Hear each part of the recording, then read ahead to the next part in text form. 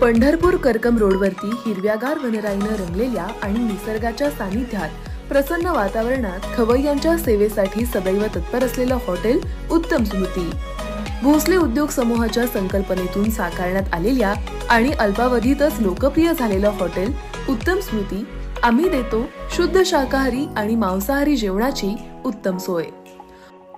Hotel उत्तम स्मृती special mutton थाळी, chicken थाळी, मच्छी थाळी, राईस प्लेट, गावरान चिकन थाळी, काळा मसाला, तंदुरी, चिकन टिक्का, त्याचबरोबर 31 डिसेंबरच्या पार्श्वभूमीवर खास व्हेज आणि नॉन व्हेज खवय्यांसाठी हॉटेल उत्तम स्मृती यांच्या वतीनं 31 डिसेंबर ते 10 जानेवारी 2024 पर्यंत खास ऑफर।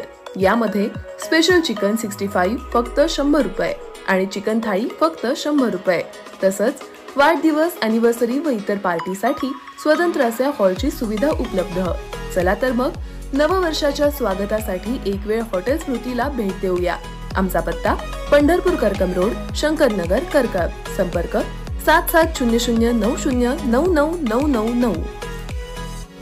भारतीय जनता पार्टीचे नेते तथा उपमुख्यमंत्री नामदार देवेंद्र फडणवीस हे काल फलटण दौऱ्यावर होते। विविध विकास कामांच्या भूमिपूजन समारंभासाठी नामदार देवेंद्र फडणवीस हे फलटण येथे आलेले होते। दौरा नामदार देवेंद्र फडणवीस यांचा होता, पण त्यामध्ये विधान परिषदेचे माजी सभापती तथा विद्यमान आमदार श्रीमंत रामराजे नाईक निंबाळकर यांनी आगामी माढा लोकसभा मतदारसंघाच्या निवडणुकीची साखर पेरणी केली असल्याचे मत व्यक्त केले जात आहे।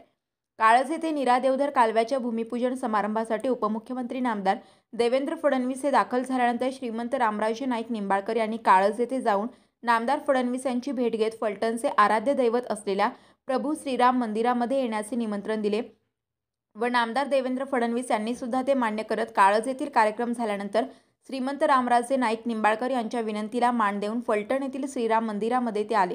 श्रीराम मंदिरामध्ये येताना उपमुख्यमंत्री नामदार देवेंद्र फडणवीस यांच्या गाडीचे सारथ्य येथे आमदार श्रीमंत छत्रपती शिवेंद्र सिंह भोसले यांनी केले होते। उपमुख्यमंत्री नामदार देवेंद्र फडणवीस यांचा दौरा संपल्यानंतर राज्यसभा खासदार श्रीमंत छत्रपती उदयनराजे भोसले यांनी थेट श्रीमंत रामराजे नाईक निंबाळकर व श्रीमंत संजीवराजे नाईक निंबाळकर यांची फलटण येथे भेट घेतल्याने विविध चर्चा पुन्हा सुरू झाल्या आहेत।